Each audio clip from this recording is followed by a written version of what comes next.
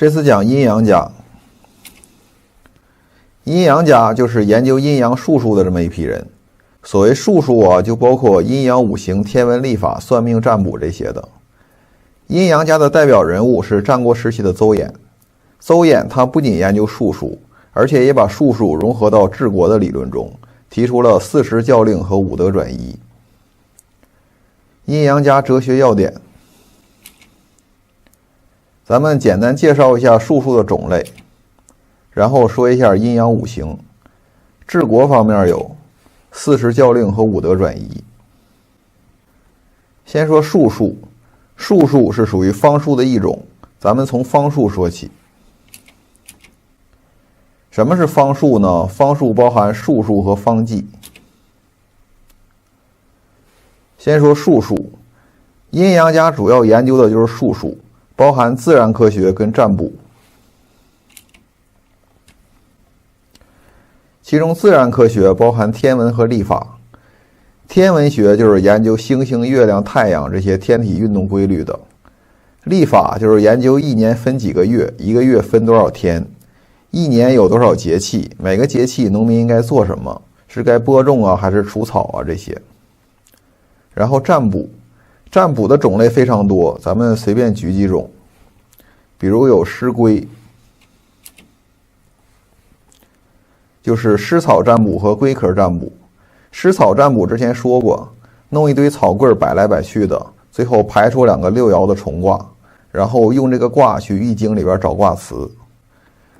龟壳占卜就是把乌龟壳放到火上烤，根据那个裂纹来做预测。然后灾异祥瑞，就是把不常见的自然现象与人类社会的吉凶祸福联系在一起。灾异是不好的自然现象，比如地震、洪水，这都说明人类社会出问题了，皇上不贤明。祥瑞是好的现象，比如风调雨顺、天降麒麟什么的，说明皇上贤明。还有一种特殊的祥瑞，就是人造的祥瑞，这种呢叫做福瑞，或者叫福命、福称，就是某个人命中注定要当皇上的话，上天就会通过某种方式给他送一个证书。大家比较熟悉的中学课本里有陈胜吴广起义嘛，士兵们吃鱼吃出一块布，看到上面写着陈胜王，大家就觉得这是上天的旨意，就是这种东西。这个福瑞啊跟其他占卜有点不一样，占卜是通过现在的事件，咱们叫事件 A 吧，来预测将来的事件 B。 其他的占卜，这个事件 A 都是自然发生的，或者是人造的随机事件，比如扔钢镚。而这个福瑞呢，它这个事件 A 是人自己搞的一个确定的东西，所以福瑞啊严格来说不是占卜，而是装神弄鬼欺骗无知群众。福瑞跟灾异后来都被阴阳家整合进政治理论中了，这个稍后再说。然后刑法，就是根据外形来推断事情，最主要的包含堪舆跟相术。堪舆就是风水学，研究住宅的选址、内部结构这些。住宅呢包括阳宅和阴宅，阳宅是活人住的房子，阴宅是埋葬死人的坟墓。一般盗墓的话都得学点风水学，首先你得利用风水找到那个墓，然后你得对墓里的结构大概什么样有个预判。风水啊严格来说也不属于占卜，它没有预测什么东西，应该是属于建筑方面的知识。相术就是看面相看手相，最著名的就是蚂蚁神相。然后择日，就是选择做事情的日期，最常见的就是黄历。黄历上写着每天适合做什么，比如今天黄历上写着驿马动，火破金星，大利西方，那你往西走就行了。然后筮法，这个稍微有点复杂，它的基本原理是把天干地支、九宫八卦以及各种的神煞，根据当前的时间来排一个盘，时间不同，这些元素就有不同的组合，然后根据这个组合就能解释很多事情。筮法有3种，六壬、太乙、奇门遁甲。咱们看一个盘，这是一个奇门遁甲的盘，9个格子就是9宫，看看这些格子里边的元素：乾坎艮震巽离坤兑，这是八卦；修生伤度井死经开，这是八门；天蓬天瑞天冲天府等等是九星；直符九天九地玄武等等是八神。排盘就是根据当前的时间，把这些元素的位置都确定好，然后你想算什么，根据这些元素的位置就可以获得答案了。试法一直都是占卜里的核心技术，地位很高。你如果不精通试法的话，最好不要告诉别人你会算卦，否则遇到高人一问就把你问住了，就很尴尬。然后算命，这个就是算个人的命运。最著名的算法就是四柱，也叫批八字儿，就是根据人出生的年月日时的天干地支排一个盘，然后就能看出这个人一生的命运什么的。占卜的方法呀还有很多，比如占星术、测字、占梦、求签，种类繁多呀，就不多说了。方剂主要是医学方面的，包含医经也叫医道，经方也叫方剂，房中神仙。医经讲人的身体，心肝脾肺肾呢，穴位啊、经脉啊这些。经方呢就是药方，大家最熟悉的《本草纲目》就是记载药方的。房中就不多说了。神仙就是如何修炼成仙，方法大致有两种，内丹和外丹。修外丹就是做药，你看太上老君那个炼丹炉就是炼外丹用的，整点铅整点汞，炼完一吃，腿一蹬就成仙了。内丹就是要修这个丹田气啊，最后炼成纯阳之神，然后阳神出窍，你就成仙了。这个具体的修法咱们讲道教的时候再详细说。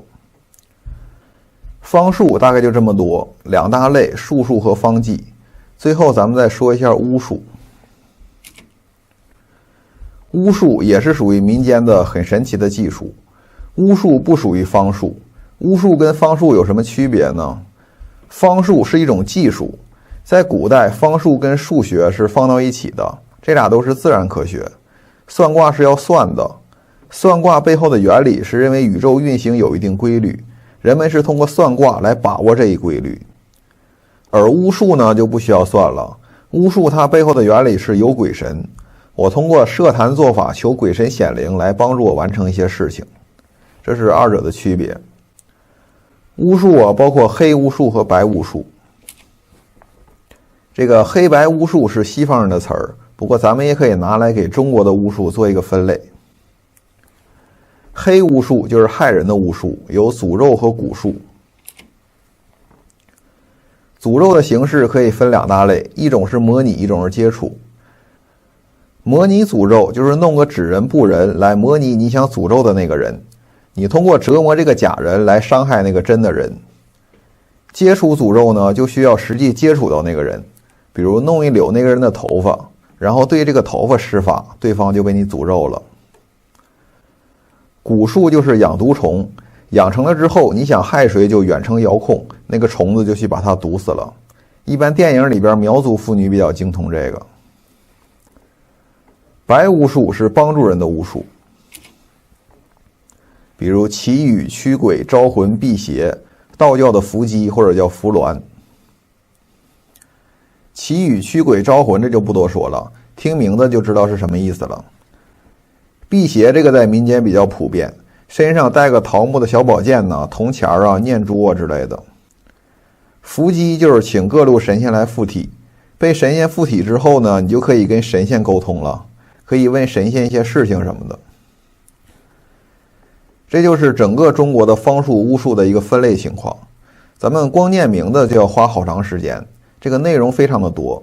我建议大家不要去学这个，因为你的生命是有限的，尽量学一些靠谱的东西，做一些靠谱的事情。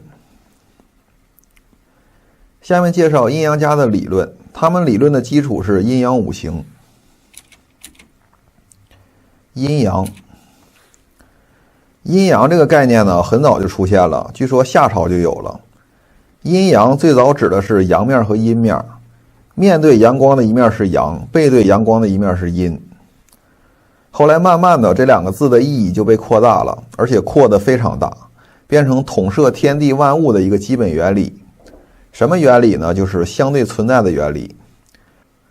只要有存在，必定有相对。比如有正就有反，有高就有低，有上就有下，各种的相对。比如这个手，有正面就有反面，如果正面没有了，那反面也一定就没有了。只要有，它就有正反，有阴阳。所以可以用阴阳来描述一切的存在物，这个词用的非常广。比如男是阳，女是阴，天是阳，地是阴。到了周朝的时候呢，人们开始用阴阳来理解宇宙的运动，说宇宙间有阴阳二气。这个气啊，就是空气。这个讲气化宇宙论的时候讲过，万物都分阴阳，气很自然的也分阴阳。蒸腾向上的气就是阳气，阴冷潮湿的气就是阴气。所以说晚上阴气重，这个跟鬼什么的没有关系。晚上比白天冷啊，自然可以说晚上阴气重。周人用阴阳二气解释自然的变化。周幽王的时候，陕西发生了一次地震。周幽王就问伯阳父为什么会有地震发生。伯阳父说：阳伏而不能出，阴破而不能争，于是有地震。阳气潜伏于下不能出来，阴气压迫阳气，使阳气不能蒸腾，所以有了地震。阳气在下边憋着上不来，就往上拱啊，所以就地震了。然后说五行，五行就是木火土金水。五行理论认为，世间万物都是由这5种元素构成的，而且五行也是构成世界的模式，任何东西都能用五行来配。最明显的例子就是方向。东方木，南方火，中央土，西方金，北方水。